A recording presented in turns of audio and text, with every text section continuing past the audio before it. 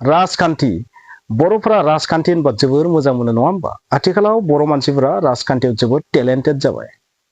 मोनसे इन्टारेस्टिं बाथ्राया जाहैबाय थांनाय जि एमसिएल इलेक्शन बे एमसिएल इलेक्शनाव नोंथांमोना मा नुदोंमोन जेब्ला जागायजेनबाय बिपिएफनि खुगानिफ्राय मा नुदोंमोन बिजेपि हाथाव आरो मानसिफोरनि जि माइन्ड मानसिफोरनि जि पाब्लिक जि माइन्डसेट बे माइन्डसेटआ मा जादोंमोन बिपिएफनि फारसे थांदोंमोन UPPL खौबो जोगादोंमोन आरो बिजेपि खौबो जोगादोंमोन बिनि उनाव नुनायसै एसटिनि वार आदिबासिजों दावहा एसटिनि जरदार मोनसे धामाका नोंथांमोना नुदों आरो बे जरदार जि धामाकामोन बे मोनसे रोखोमनि पलिटिक्समोन आरो बे पलिटिक्सआ जाहैबाय मा भट बैंक पलिटिक्समोन आरो बिनि जि फिथाइ बे फिथाइखौ दा नैबे विधान सभानि इलेक्शनाव नुनो मोनगोन निश्चय नुनो मोनगोन आरो बिपिएफआ जेब्ला देरहाबाय बिनि उनाव सोरजों एलायन्स जाखो बिजेपिजों दैट मीन्स एनडीए आव हाबबाय स' बिजेपि हाथावा डाइरेक्ट मा बिजेपिजों एलायन्स जाबाय एनडीए गभर्नमेन्ट जाहैबाय आरो नोंथांमोना नुबाय आरो सबसे इन्टारेस्टिं बाथ्राया जाहैबाय मा बिजेपिया सबखौबो माने ब्लेकमेल खालामगासिनो थादोंमोन ना ब्लेकमेल खालामै लास्टआव थांनानै मा UPPL खौबो बिथांमोना डाइरेक्ट होखारथाराखिसै दैट मीन्स हाग्रामा महिलारिया जियानो बुङा मानो प्रमद बर' बिथाङा जियानो बुङा मानो बिजेपिया मोननैखौबो फारसे आखाइजों गुबुन फारसे आखाइजों हमथानानै लाखिबाय दैट मीन्स UPPL आबो एनडीए आव दङ बिपिएफ आबो एनडीए आव दङ सबसे इन्टारेस्टिं बाथ्रा बे बाराव नोंथाङा मा नुनो मोनदों बे बाराव प्रमद बर' बिथाङा तामुलपुर समस्तियाव इलेक्शन गेलेगोन गेलेयाखै आं दासिम मिथिया बिथाङा गेलेगोन ना गेलेया आं मिथिया नाथाय बिथाङा MP महरै दिल्लीयाव सायख'जाखाबाय स' बिथाङा बेवहाय गेलेबा देरहागोन देरहाया बिखौ आं मिथिया बिस्वजित दैमारियाबो बेहाय गेलेनाय बाथ्रा बुंदों बेयो बेसेबां क्लियार बे दासिम फाइनाल जायाखै बुंनो थाङोबा मोनसे रोखोमनि इसारा सोलिबाय थादों बर्तमानाव इसारा सोलिबाय थादों जे बेवहाय सोर गेलेगोन दा बाथ्राखौ आं बुंनो नागिरनाया जाहैबाय प्रमद बर' बिथाङा MP जानो नांगौना नाङामोन बिथाङा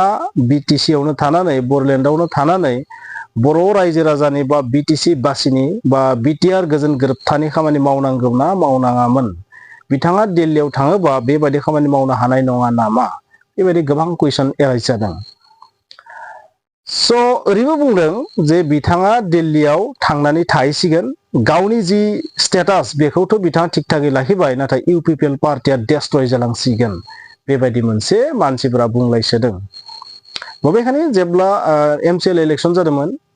बै समावबो मोनसे बाथ्रा सानदोंमोन थांनाय 5 बोसोराव जे BPF नि थासारियाबो गाज्रि जालांबाय नामा BPF आ थानाय नंला नामा नाथाय हरखाब बिसोर मा खालामदोंमोन बुम फिन गसंफिनदों आरो थिग UPPL आबो बेबायदि गसंफिननो हागोन ना हाया बेखौथ' समा खिन्थागोन सबसे गोमोथाव बाथ्राया जाहैबाय मा नोंथांमोना मोजाङै माइन्ड खालामनानै नायबा नुगोन जे MP सायख'नायनि बेलायाव नोंथांमोना साबोसे MCLA साबोसे MLA दङ BPF नियाव NDA नियाव बा गासै MLA फोरखौ नोंथांमोना जि नायोबा 126 MLA ना 126 जन MLA नि मादाव जे प्रमद बर'खौ बोरै सायख'खो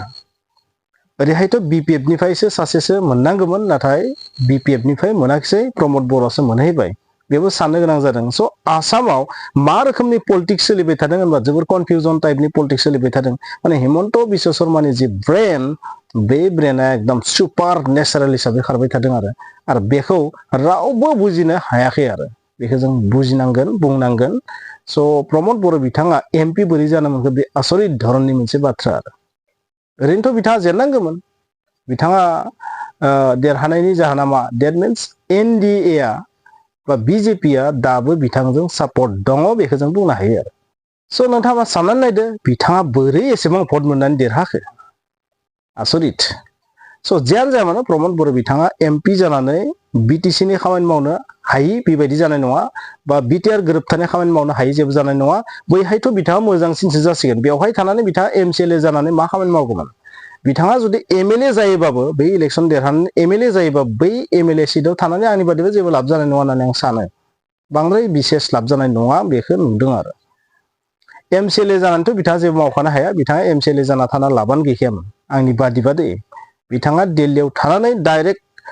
सेन्ट्रेल सरकारनि नेताफोरजों थोंजोङै लोगो हमनानै बाथ्राफोरखौ सावरायनोबो मोनसे स्कप थासिगोन सम बांसिन मोनसिगोन आरो लोगोसे पार्लियामेन्टआव बिथाङा बै बर'लेण्डनि इस्युखौ बिटिआरनि इस्युखौ दैखांनायाव गोख्रों मोनसे खामानि मावनो हागोन ओरैहाय सानै दंखायो एमपि जयन्त आरो रोनगोरा बिथां सानैया दंखायो आरो बेजों लोगोसे प्रमद बर' साथाम जाहैबाय आरो बे साथाम मानसिया गोख्रोङै जुदि दाबि खालामोबा गोख्रोङै जुदि बेखौ राइज खालामोबा थारैनो सरकारा एसेबाबो खोनासंगोन खारन बे जे इस्यु बिटिआर गोजोन गोरोबथा बा बर'नि जे इस्यु बेथ' सेन्ट्रेलजोंसो डाइरेक्ट रिलेटेड बेनिखायनो बैहाय सेन्ट्रेल सरकारजों गोख्रोङै सावरायनायनि स्कपखौ बिथाङा मोननो हादों आरो बा हासिगोन आरो बेवहाय जोंहा लाबखौ बांसिन नुदों आरो आंनि बादिबा आरो बेवहाय बिटिसिखौथ' हाग्रामा महिलारि बिथाङा जेरै सालायनांगौ सालायखागोन बिथाङा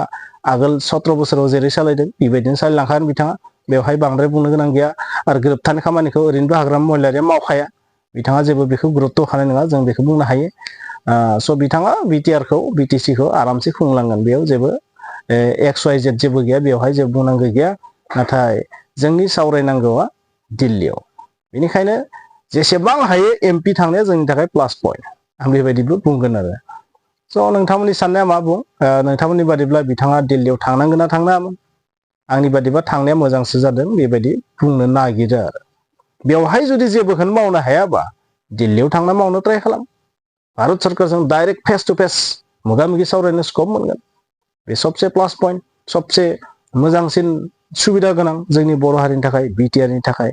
बिटिसिनि थाखाय बर'फोरनि थाखाय जेसेबांखिनि दफाया दिनैसिम मावफुंजायाखै बैफोरखौ डाइरेक्ट फेस टु फेस बुंनो हागोन प्राइम मिनिस्टार बिथांखौ होम मिनिस्टार बिथांखौ जायानो जाया मानो बिथांमोनखौ बुंनो हागोन 125th एमेन्डमेन्ट बे बाथ्राखौ पार्लियामेन्टआव राइज खालामनो हागोन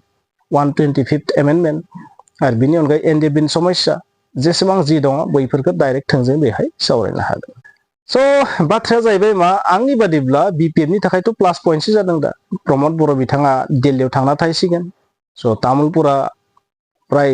आरो बेहाय जुदि बिस्वजित दैमारी बिथाङा गेलेफैयोबा बेवहायथ' बिपिएफनि थाखाय प्लास पइन्ट बिथाङाथ' बुंदों हाग्रामा महिलारि बिथाङाथ' बुंदों एनडिए हिसाबै 15टा जों दैथायहरगोन दिसपुराव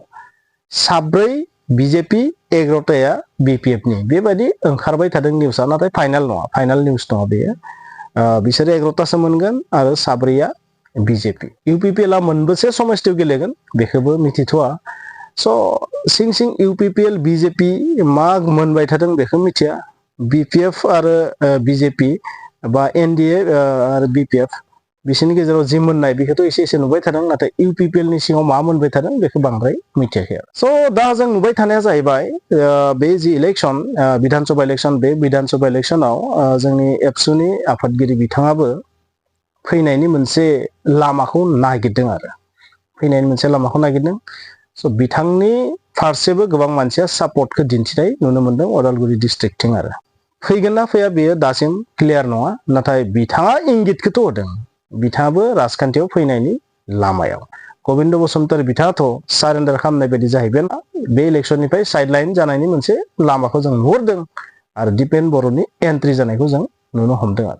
आरो मोनसे खौरां नुबाय थादों बे जाहैबाय रिहन दैमारी बिथांनि रिहन दैमारी बिथाङा जुदि बे इलेक्सनाव देरहायोबा गावनि फिसाज्लाखौ बाइपलाव बाइ इलेक्सनाव एन्ट्रि खालामगोन स' बे जाबाय फेमिलि पलिटिक्स स' फेमिलि पलिटिक्सआ जोंनि आसामावबो गैया नङा दङ नाथाय जोंनि बर'फोरनि गेजेराव फेमिलि पलिटिक्सखौ फार्स्ट टाइम नुगोन आरो जुदि रिहन दैमारी बिथाङा इलेक्सनखौ देरहानानै गावनि फिसाज्लाखौ जुदि बाइ इलेक्सनाव लानानै फैयोबा बे फेमिलि पलिटिक्सनि एन्ट्रि जागोन आरो बर' जातियावबो ओरैथ' नोंथाङा नुबाय थादों तरुण गगৈ नुबाय थादों तरुण गगैनि फिसाज्ला गौरब गगৈ बे जाबाय फेमिलि पलिटिक्स स' बर'नियावबो एन्ट्रि जासिगोन बिदिब्ला थेंक इउ